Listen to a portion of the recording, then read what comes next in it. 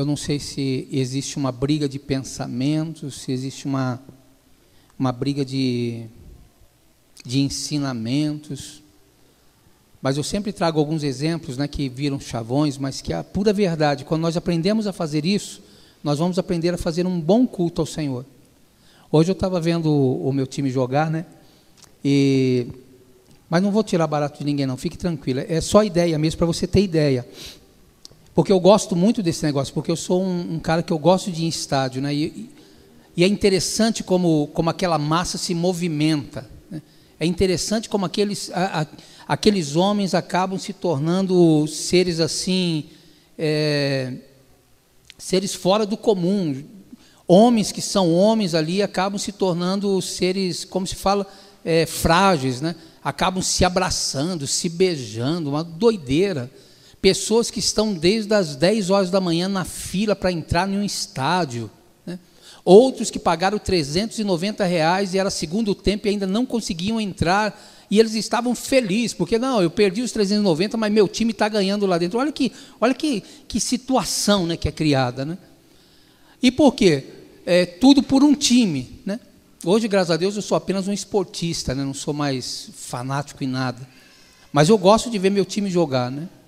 E é interessante também como você vê aquela massa de pessoas, hoje 39 mil pessoas no estádio, cantando 90 minutos sem parar.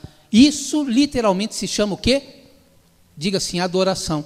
Isso literalmente é uma adoração. Quando eles falam assim, eu adoro o meu time, eu sou fanático, literalmente eles estão vivendo aquilo que eles falam. Tem momentos que nós chegamos à casa do Senhor e a gente fala, não, eu sou um cristão, Hoje é muito prático a gente ouvir isso, né, de pessoas, né, até as camisetas, sou um adorador, né. Ontem eu vi uma senhora, o exército de Cristo. Então nós queremos ser, mas as nossas atitudes não dizem aquilo que nós somos. Quem está entendendo? Consegue entender? Então nós precisamos exercitar a nossa fé um pouco mais. Eu acho muito bacana, hoje eu me emocionei assim, mas me emocionei no espírito, né? O Michel colocou no culto da nossa igreja dos Estados Unidos, e o nosso pastor David Demola estava pregando. Meu, que coisa bonita, coisa que você não precisa se esforçar para que as pessoas adorem ao Senhor, né? Simplesmente eles vão lá na frente, alguns sobem no altar, pastor William, ninguém pede, eles vão lá e ficam dançando no altar, outros saem dos seus lugares e vão dançando também. E o que me impactou foi ver a nossa Vanessa dançando. Meu, a hora que eu vi a Vanessa assim dançando, eu falei, aí eu comecei a dar glória a Deus lá em casa, falei, glória a Deus, porque eu sei como ela saiu daqui, né? Eu sei o esforço que nós fizemos para que ela chegasse até lá, né? Quando eu falo nós, toda a família Renovo, né? O esforço que nós fizemos para que ela chegasse até aquele local. Meu, e a Vanessa estava lá, olha,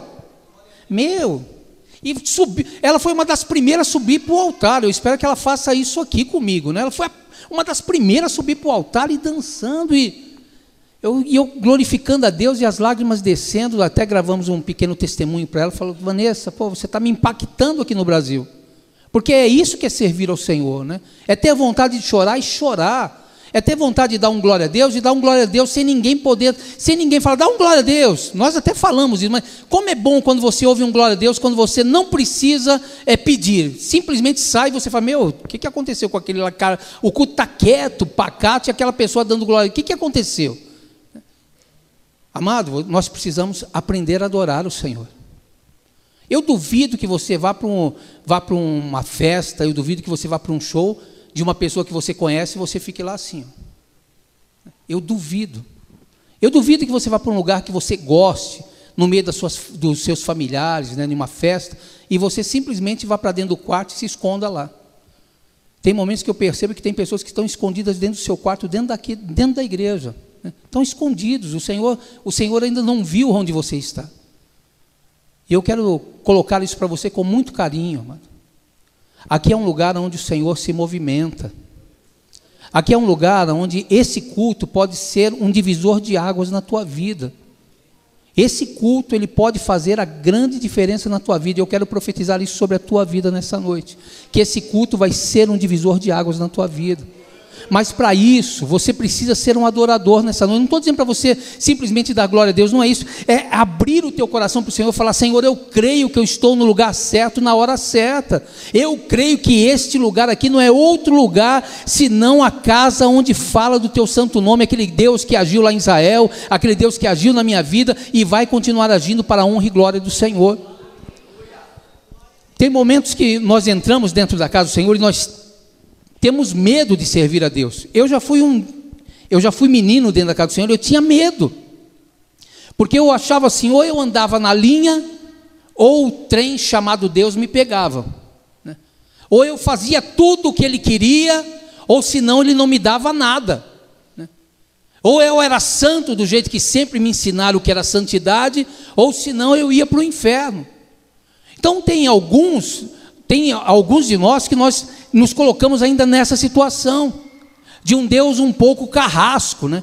De um Deus que está sempre com a vara pronta. Então, eu sempre ouvi isso, né? Isso dentro da minha própria casa, e eu já cheguei a pregar isso também. Olha, Deus é amor, mas o que saía mais forte da minha voz é assim: mas tome cuidado, porque Ele também é fogo consumidor. Sim ou não? Não era isso?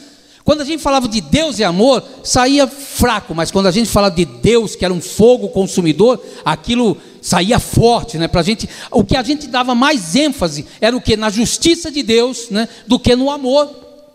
E eu quero trazer isso para você nessa noite, querido. O Deus do amor. Eu quero que você aprenda um pouco sobre esse Deus, que Ele é amor. E eu quero acrescentar mais, dizendo que Ele é o próprio amor. Quando você vai decifrar Deus, não tem outra palavra senão amor. Deus é amor.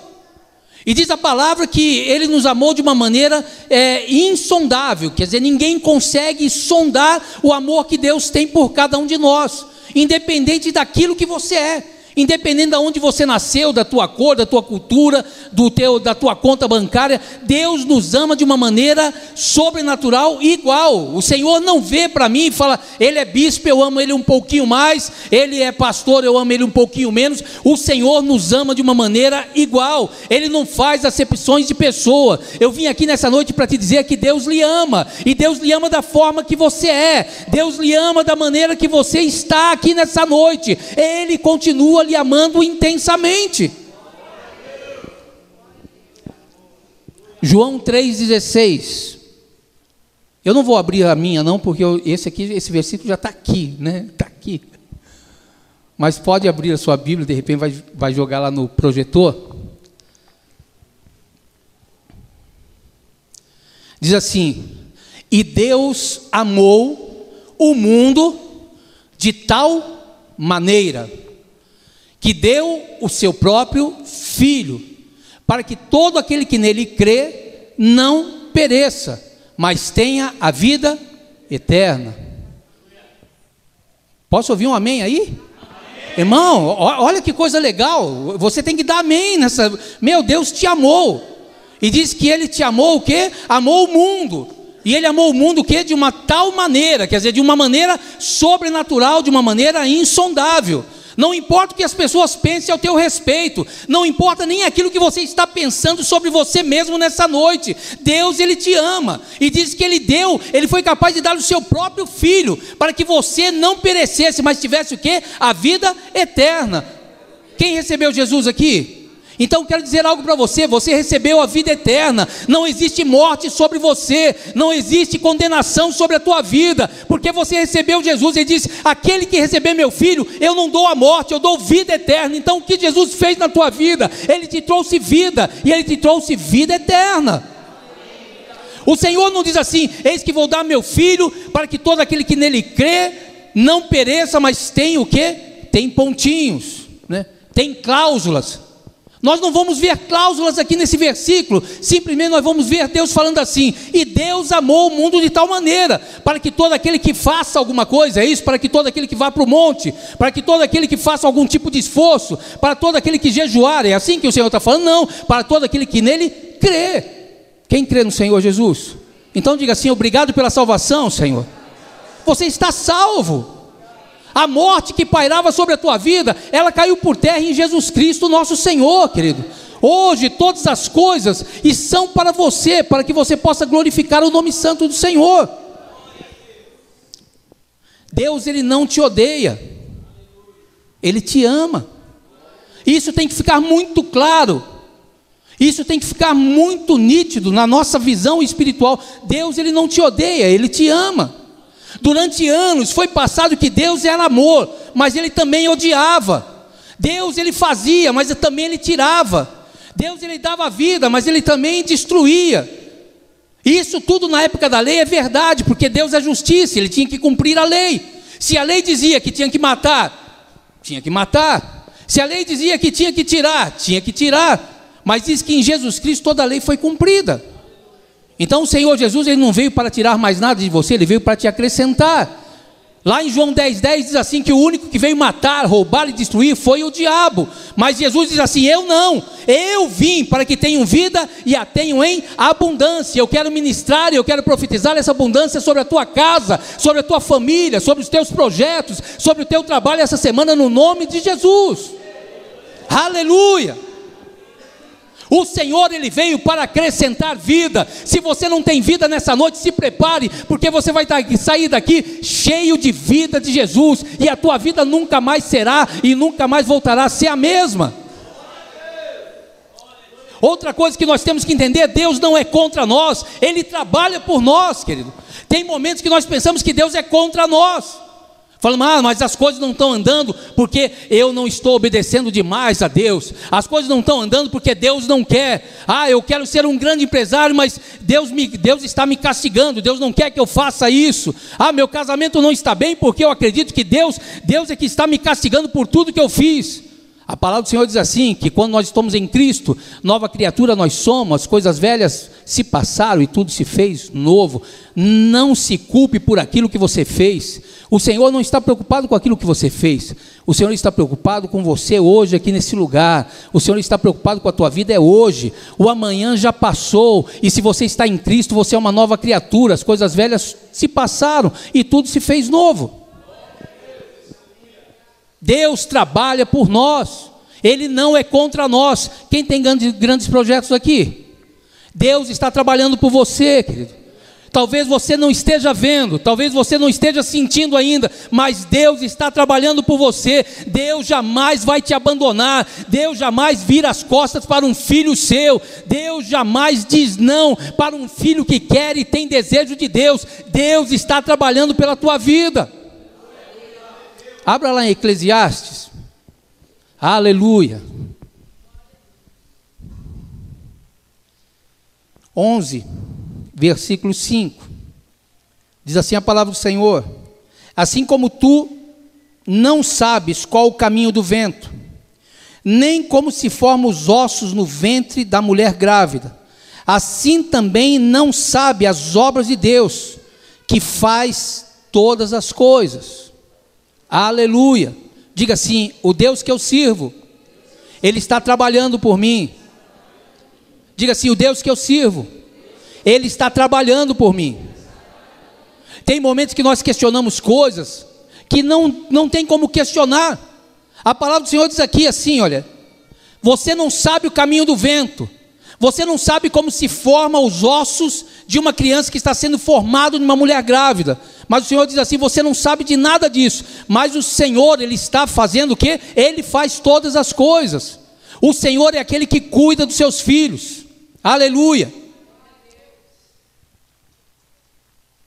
Deus já trabalhou na vida de alguém aqui? Você já viu trabalhar de Deus pelo menos uma vez na sua vida? E você viu? Você só viu depois de concretizado, não é verdade? Mas antes você não viu. Quantas ocasiões eu já não passei por tantos perrengues na minha vida e falei: agora acabou tudo. E até as pessoas falam: bispo, acabou tudo, não tem mais jeito, muda, vai para o Japão, vai para a China, bispo, tem mais jeito. E é verdade, porque se você for olhar com os seus olhos materiais, você não vai ver Deus trabalhando. Você sabe o caminho do vento? Não, é o que o Senhor fala. Você por acaso sabe por onde o vento passa? Você sabe para onde o vento vai? Não. Mas o Senhor conhece. O Senhor trabalhou por você? Você ficou feliz com o trabalhar de Deus no final de todas as coisas? Então pode dar um glória a Deus, querido, porque o Senhor trabalhou pela tua vida, não foi? Parecia que não ia dar em nada, parecia que você ia ser destruído, parecia que era o teu fim, não é? E Deus estava trabalhando por você. As pessoas, quem sabe até da tua família, falaram: agora acabou, você está destruído, acabou o teu negócio, acabou tudo. E você, quem sabe, está pensando: eu acho que acabou. Mas no fim do trabalhar de Deus, falou: olha, realmente só o Senhor é Deus. Não foi isso que você falou? Eu não vi Deus trabalhar, mas Ele estava trabalhando. Eu quero dizer algo: Deus continua trabalhando pela tua vida. Deus não vai desistir de você. Deus não vai desistir das promessas que Ele colocou dentro do teu coração, porque Ele é Deus, e Ele diz que Ele é Deus, e Ele começa a boa obra, e Ele termina. Aleluia. Você está vendo Deus trabalhar aí agora? Não. Mas Deus está trabalhando. Olha que coisa incrível. Nós não estamos vendo. Quem sabe o teu bolso está vazio, o teu sentimento está abalado, o teu corpo está cheio de enfermidade. Mas eu quero dizer algo: Deus está trabalhando na tua vida. Deus está trabalhando agora. Você talvez não esteja vendo, mas eu quero orar ao Espírito Santo de Deus para que você comece a sentir o trabalhar de Deus na tua vida, nesse momento, para a honra e glória do Senhor. Deus está trabalhando. Deus trabalhou, Deus trabalha, e eu quero dizer algo: Deus vai continuar trabalhando. Deus nunca vai deixar de trabalhar por um filho seu. Foi o que nós pregamos a semana passada aqui. É justo você ter um pai rico e você viver pobre? Não, senhor.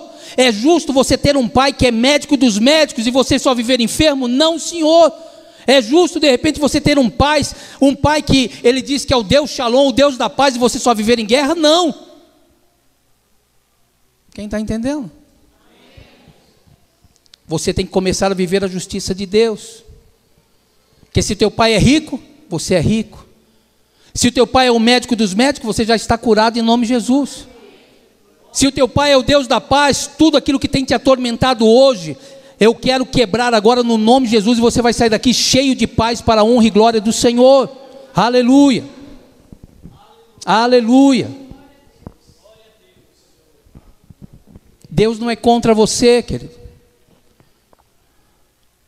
Graças a Deus, eu tive a profeta Zefinha, que me criou muito bem.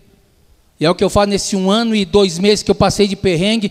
Quantas pessoas, até amigos, amigas, quantas pessoas, pastores e pastores e bispos, tem jeito não? Não tem jeito não? Aí por acaso nós temos que ouvir a voz de Deus. Diz assim: por acaso há algo impossível para Deus? Há algo impossível para Deus, querido? Agindo Deus, alguém pode impedir? Se as mãos do Senhor estão estendidas para abençoar, alguém pode lhe amaldiçoar? Não. Se você está debaixo dessa mão, querido, você é abençoado. Se você está servindo esse Deus, você é vitorioso, e a Bíblia diz: muito mais do que vitorioso. Se você está em Cristo Jesus, diz que você é uma nova criatura, sim, e as coisas velhas se passaram, e tudo se fez novo, para a honra e glória do Cordeiro de Deus. Aleluia. A perfeição de Deus está em nós, e é isso que é difícil entender. A perfeição de Deus está em mim, a perfeição de Deus está em você. Nós somos perfeitos em Cristo Jesus. Quando Ele nos fez perfeitos. Quem nos desconfigurou, quem de repente desconfigurou o nosso computador de bordo, foi o pecado, mas Ele veio para resolver. O Senhor, Ele resolveu o problema. Diz que na cruz do Calvário tudo foi consumado. Então nós voltamos a esta perfeição em Cristo Jesus. Levante a tua mão, por favor, e diga assim: eu sou perfeito em Cristo Jesus. Amado, não olhe para você, que se você for olhar para você mesmo, falar: que perfeição tenho eu? Não permita que os outros olhem para você, porque você vai falar: realmente você está certo, mas em Cristo Jesus você é perfeito. Abra lá em Gênesis 1, 26.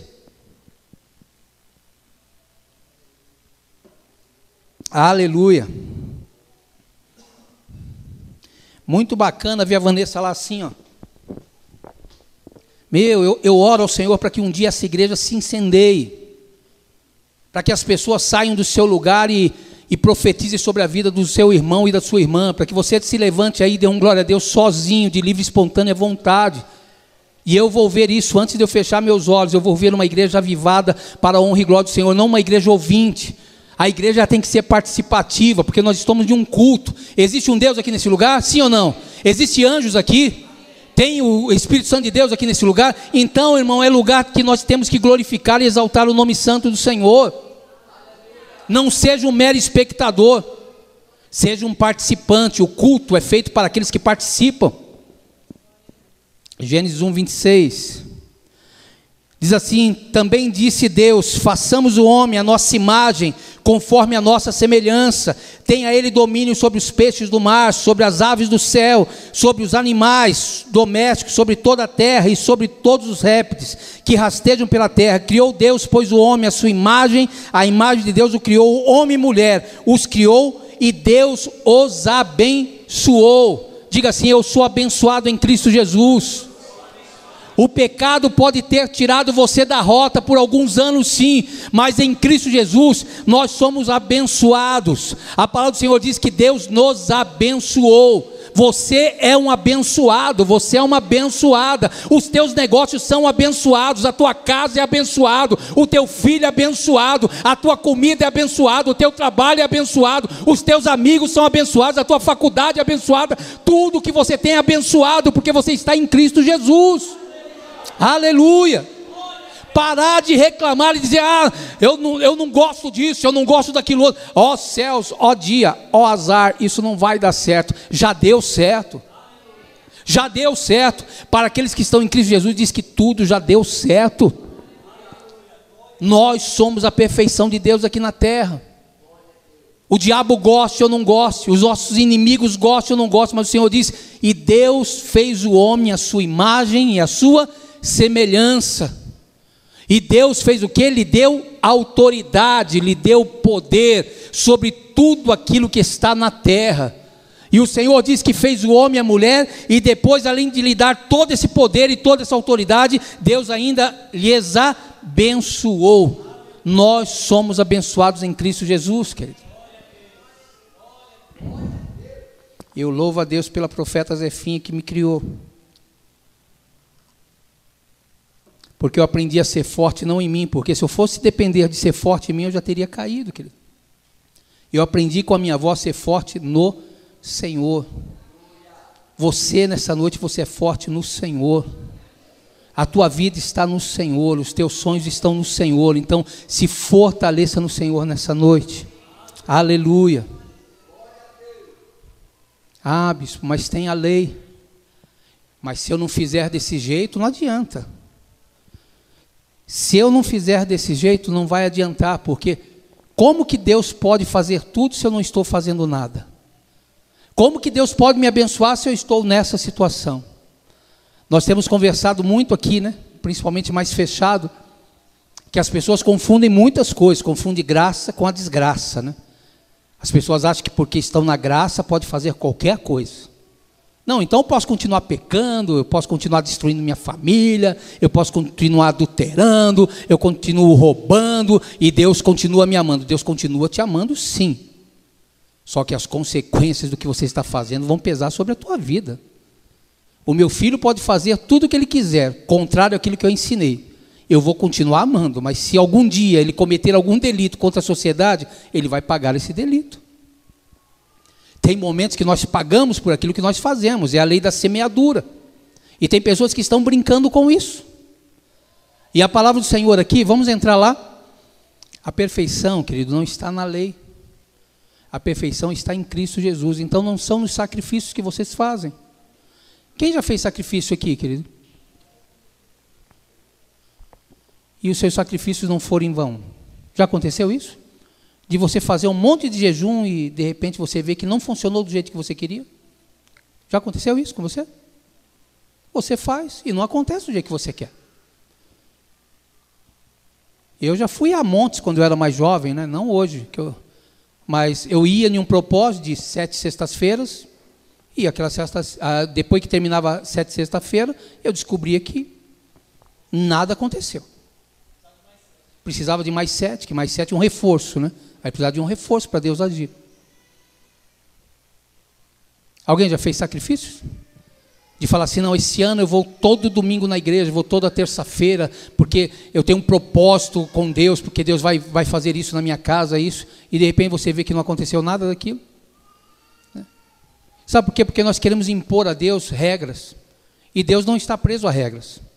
Deus está preso através do seu amor, da sua misericórdia, da sua generosidade, da bondade. Deus não está preso em regras. Nós queremos fazer de Deus um Deus homem, que se eu fizer isso, então tu vai ter que fazer isso para mim. Se eu andar assim, tu vai ter que fazer isso aqui para mim, vai ter que fazer com que as pessoas façam isso também. Quem já serviu a um Deus vingativo aqui? Eu, quantas vezes eu não pedia, quero ver, agora sim, se levantou contra o ungido do Senhor, vai morrer. Quantas e quantas vezes eu não esperava a morte de alguém, porque falava, não, mexeu, então a gente só esperava o quê? Acontecer o mal para a pessoa, e quando acontecia, não é assim, Fabi? Fala, olha lá, mexeu comigo, né? Mexeu comigo, olha o que aconteceu. Então nós fomos ensinados a ser um povo muito vingativo. E hoje as pessoas estão meio assustadas dentro da família Renault, porque você conhece um Deus de amor, e as pessoas falam, mas eu nunca conheci um Deus desse. Que Deus que é esse que aceita todo mundo? Que Deus que é esse que ama todo mundo? E está tão simples dentro da palavra, que Deus amou o mundo, de tal maneira que fez o quê? Que analisou a cada um, é isso, analisou o homem, analisou a mulher, analisou a situação, analisou o bairro, não, e disse, eu amei o mundo e dei meu filho, para que todo aquele que nele crê não pereça, mas tenha vida eterna. Mateus 5,17, diz assim a palavra do Senhor, não penseis que eu vim revogar a lei, ou profetas, não vim para revogar, eu vim para cumprir. Diga assim, Jesus, ele veio para cumprir a lei, e Jesus cumpriu a lei. Na cruz do Calvário ele disse que estava consumado, que estava tudo cumprido. Sim ou não, igreja? Estava cumprido. Então aqui em Mateus ele estava dizendo antes da sua morte, ele disse, eu não vim ficar contra os profetas, eu não vim aqui revogar lei nenhuma, eu vim o quê? Cumpri-la. Porque se a lei não fosse cumprida, nós não poderíamos estar aqui vivendo em liberdade em Cristo Jesus nessa noite. Sabe por que você tem liberdade de adorar o Senhor? Sabe por que você tem liberdade de abrir a tua boca e dar glória a Deus, mesmo com tudo que você fez essa semana? Porque o Senhor, Ele revogou a lei que estava sobre a tua vida, e Ele derramou sobre você a sua misericórdia, a sua bondade, a sua generosidade e a sua salvação através de Jesus Cristo. Eu sempre digo, hoje eu não vivo mais pelo medo, mas eu vivo o quê? Eu vivo pelo amor. Tem coisas que eu não fazia antigamente porque eu tinha medo. Mas hoje, o que me convence é o amor de Deus, é o amor de Deus que tem que nos constranger, falar, eu não vou fazer isso porque o amor de Deus me constrange a não fazer, eu não vou andar por esse caminho, porque o amor de Deus me constrange a não andar mais, mas não por medo, porque Jesus está voltando e eu vou para o inferno. Quem entende?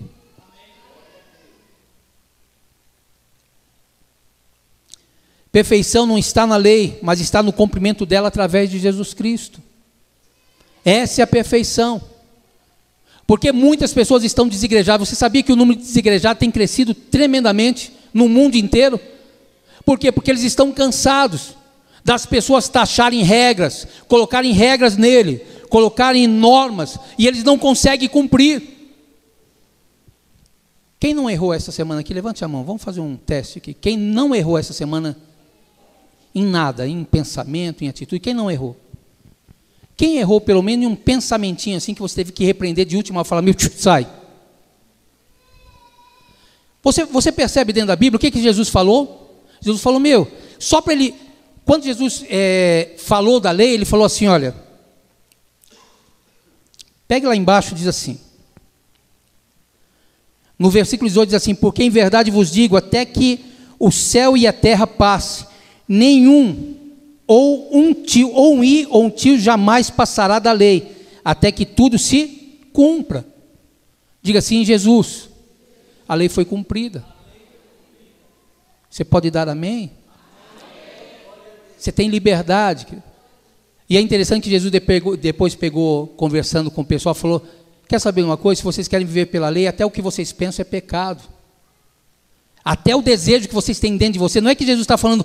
Porque já pensou, quem teve um desejo impuro essa semana aqui? Ou pelo menos pensou alguma coisa errada? E você pensa todo dia, sim ou não? Não é todo dia que a gente erra em alguma coisa na nossa vida, então nós iríamos para o céu? Não. O que Jesus queria dizer ali, fala, já que vocês querem viver pela lei, até seus pensamentos são impuros, até seus pensamentos são pecados. Era isso que ele queria dizer. O que ele queria dizer com aquilo? A lei é impossível de ser cumprida. Então não viva da lei, viva de mim. Porque eu sou o princípio, mas eu sou o fim de todas as coisas. Eu sou o fim da lei. Na lei está cumprida em mim. Eu vou cumprir toda a lei por você. É aquela história do carnê. O pastor Alexandre falou que tem ainda algumas prestações do carro. Não vou falar o número não. Mas ele tem algumas prestações do carro dele para pagar. Depois de pago, você vai continuar pagando, é isso, Alexandre? Por que você não vai pagar? Está quitado. Amado, a sua dívida está quitada lá na cruz do Calvário. A sua dívida foi quitada, o que você tem mais para pagar? O que a igreja tem mais para pagar? Mais nada, se está quitado. Se o Senhor Jesus disse que cumpriu tudo aquilo que era necessário para que nós fôssemos resgatados, então está quitado. E eu vejo que as pessoas ficam muito tristes quando eu falo que está quitado, pastor. Eles não dão glória a Deus, eles não sorriem, eles não se animam. Falam, eu parei de sofrer, eu posso pensar impuramente, mas eu sei que eu posso ir a Cristo, porque Ele é a minha salvação, eu sei que Ele é a minha purificação. Eu posso errar, mas eu posso ir a Jesus, e eu sei que Ele é o maior perdão que eu tenho na minha vida. Aleluia. Não estou aqui justificando o pecado de ninguém, querido. Não, senhor. Não estou aqui justificando o erro de ninguém, porque tem pessoas que falam, está justificando o erro.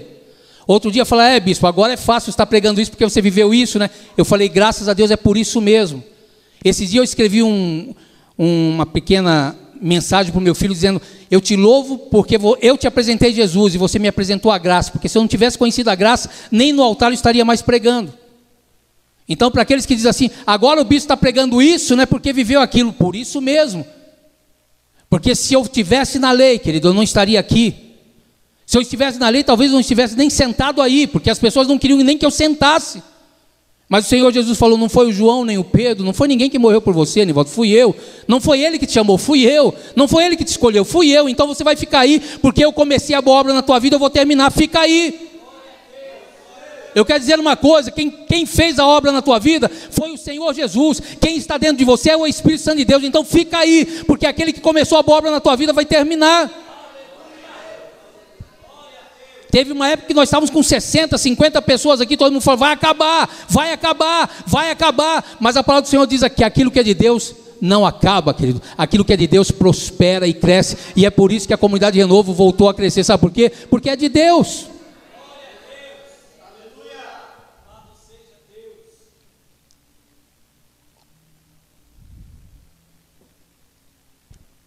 Consegue entender? Uma dívida paga não se paga de novo.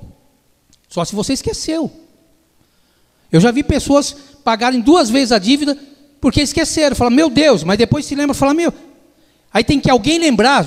Já aconteceu isso com você? De você pagar uma conta de luz e aí a própria Eletropaulo vai lá e manda uma conta zerada para você no outro mês, porque fala, olha, você pagou em duplicidade essa conta. Então existe um desconto para você.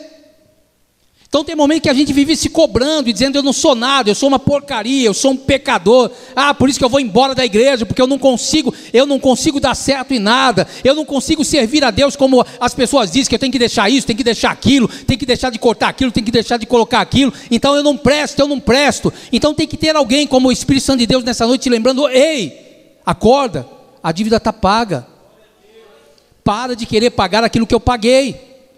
Se você tivesse poder para pagar alguma coisa, Jesus não precisaria vir e morrer na cruz do Calvário, querido. Está bem claro? Eu espero que esteja. Abra lá em Mateus 5:20. Diz assim a palavra: